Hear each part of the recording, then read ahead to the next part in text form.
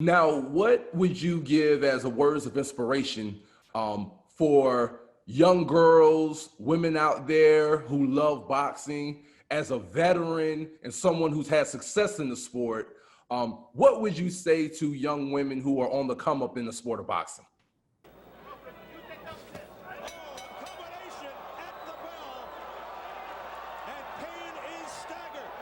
Summers showing the big shit.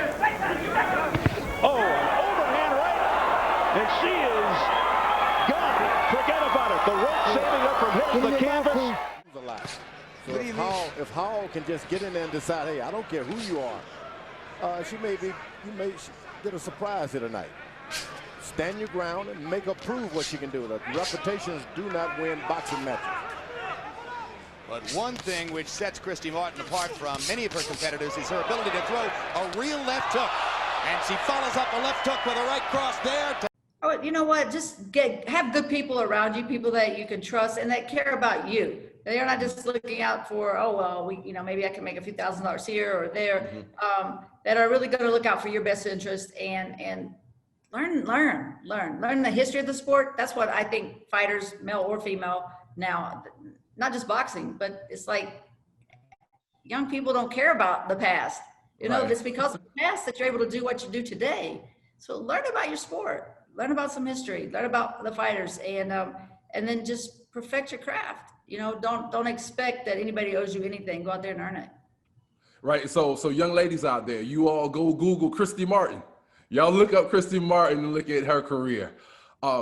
Now, one question I have is, I don't know if you pay attention to the network DAZN, but from what I've seen, they've done a good job of trying to prop up and promote women's boxing.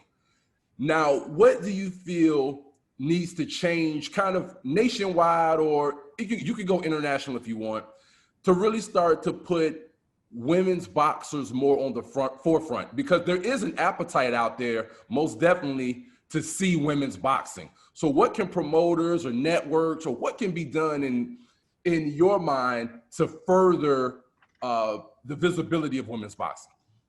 I really think that it comes down to the women boxers. If you make yourself marketable, first of all, you be good at your craft. And then that's the most important thing. That sells it more than anything you can say or do. If you go out there and you put on a show each and every time, then they're going to want you back. You don't have to ask to come back. They're going to want you back. So sell yourself, sell yourself to make yourself touchable by the fans. Be involved. Don't be afraid to take pictures and shake hands and, kiss babies, whatever it takes. Let people remember you, not just inside the ring, but outside as well. And then they're going to start to really build up that following. And that, in my opinion, is you have to really make the promoters want to put you on.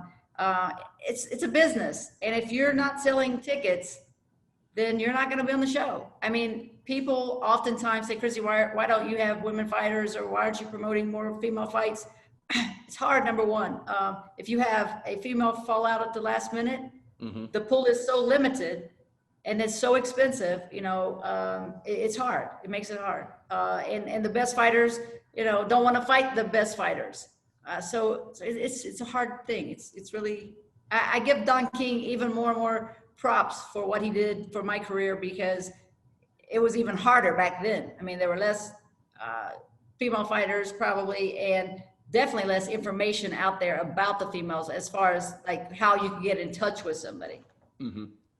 Now, speaking of the best not fighting the best these days, what do you feel about this new kind of mindset in modern boxing of everybody trying to protect their O and not wanting to fight that dangerous fight for fear of losing that O? Talk to Sugar Ray Leonard, talk to Marvin Hagler, talk to Tommy Hearns, talk to Ali, if we could. You know what I'm saying? Like, look at those guys. It shouldn't be so important, but that is, in my opinion, that's put on it by the networks. We got to keep this fighter undefeated. No, fight the best. We have, like right now at the 147s, the welterweights, there's a good group of maybe what, 6? So let them fight each other. Somebody's going to lose each time. So what? Put the person that lost in with somebody else. He might beat that person, and then it's it's just a round robin with all those guys. Right. Yeah, it drives me nuts because even on my shows, you know, people, oh, I don't want to fight that person. What do you mean? I mean, maybe it's a 70-30 fight. So there's a small possibility you're going to get beat, but you don't want it? No, go find some other promoter. I don't have time. Right. Now, tell me, going back to women's boxing, who right now would be your pound for pound top women's boxer in the game right now? You know, I think I don't get to see a lot of women's fights because no one does, I guess. But like Katie Taylor has to be there, Serrano has to be there. Probably one of those two. I mean, I know everybody's saying, why did you say Claressa Shields? Well, she's really very arrogant, and so she says hateful things about me. I think she's good, but she's not great. And she does you know, she can't fight going backwards. She has a lot of mistakes. She really can't punch. She wants to talk about if I fought 3-minute rounds, I could knock people out. No, I knocked out 31 people in 2 minutes. If you could punch, you'd knock them out too. So, you know, she has deficits, but everybody does. But own up to it, right? Like I'm not perfect, you know. So yeah, I think Amanda Serrano probably gets she gets a short end of the stick a little bit. Taylor, I think, you know, good fighter, good, solid all around. Not great at any one thing, but solid. Now, tell me, let's go to the men's side. Who is your pound for pound for the men's? You know, I know that a lot of people think Bud Crawford. A lot of people. I'm a Bud person. Yeah. That's what I wish he could get over in that mix of all those guys. Like Errol Spence, I'm not as sold on as some people, but it's probably one of those two.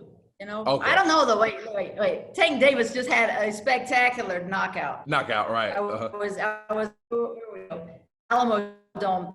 You know, he was having, in my opinion, a little bit of trouble. You know, he was getting outboxed a little bit, and then he landed this.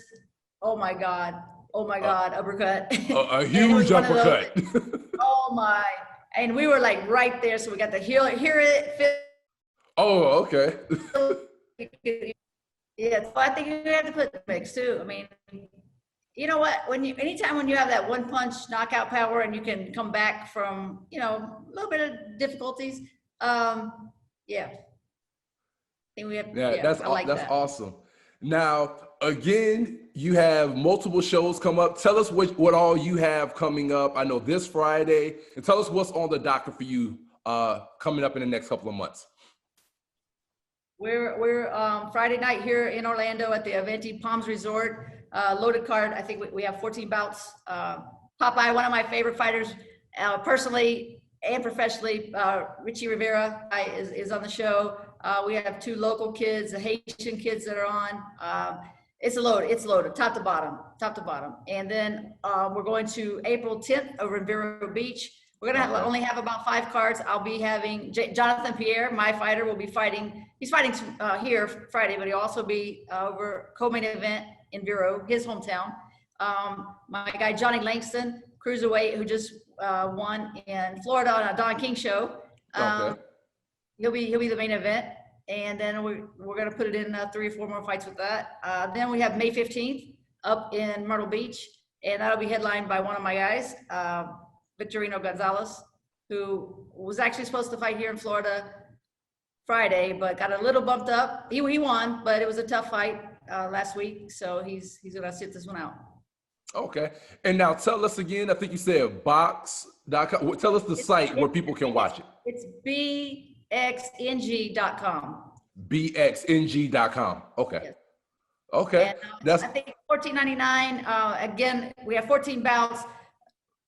I think 7 different countries represented. Wow. Okay. So I'm excited about that as well. Yeah, it's going to be a great night. It's sold out, so lots of good fans, and then tune in. You know, it's always good to see some good local talent come up. These guys, they all have the same dream.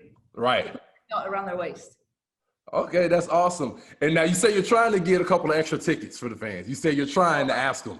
I begged the hotel yesterday. Okay. Can you please find even 20 more. But even with 20, you know, then I have 20 more people that want in. So right, exactly. at some point, I know they're going to tell me no more, Christy, and yeah, we might be at that point. We're going to have a nice crowd, and then hopefully by the time we come back in, I'll probably be back in October. We'll be able to have a full house. Okay, that's awesome. Well, thank you so much for coming on with us this morning. It's been an awesome talk with you. Any last words to the people?